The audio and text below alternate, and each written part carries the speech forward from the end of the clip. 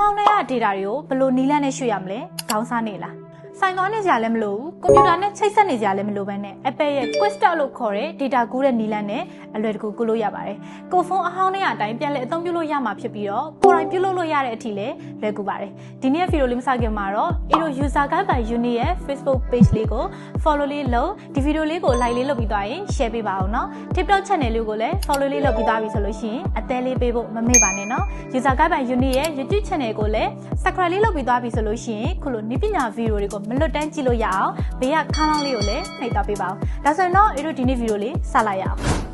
ပထမဆုံးသတိထားမယ့်အချက်ကတော့ကိုယ့်ရဲ့ဖုန်းအဟောင်းက version 11နဲ့အထက်ဖြစ်ဖို့လိုပါတယ်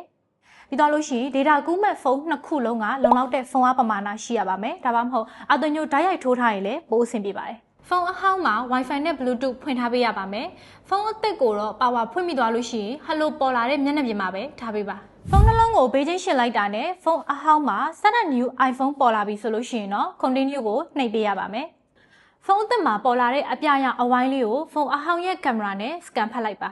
စိုင်းရင်လုပ်ချင်တဲ့အကောင့်ကိုရွေးပြီးသွားပြီဆိုရင်တော့ဖုန်းအဟောင်းမှာ Guestar ကိုနှိပ်ပေးရပါမယ်ဖုန်းအဟောင်းမှာ finish on new iPhone ပေါ်လာပြီဆိုရင်တော့ဖုန်းအသစ်မှာပဲဆက်လို့ရပါမယ်transfer your phone number ဆိုတာကတော့ eSIM ထည့်ထားတာဆိုရင်အဲ့ဒီနေရာကနေတစ်ခါတည်းရွှေ့လိုက်လို့ရပါတယ်အခုတော့ set later ကိုပဲရွေးပြီးတော့ဆက်သွားပါမယ်ထပ်ပြီးပေါ်လာတာတွေကိုဆက်လုပ်ပေးပါ transferring data from your iPhone ဆိုတာပေါ်လာပြီဆိုရင်တော့ data တွေကူးနေပါပြီဒီလိုဓာတ်ပုံ video message လို့ data အကြီးတွေကိုကူးနေတဲ့အချိန်မှာဆိုရင် internet လုံးဝမလိုပါဘူးဖုန်းနှလုံးကသူ့ဘာသာသူ local connection ချိတ်ပြီးတော့ကူးတာဖြစ်တဲ့အတွက် data ပို့လည်းလုံးဝမကုန်ပါဘူး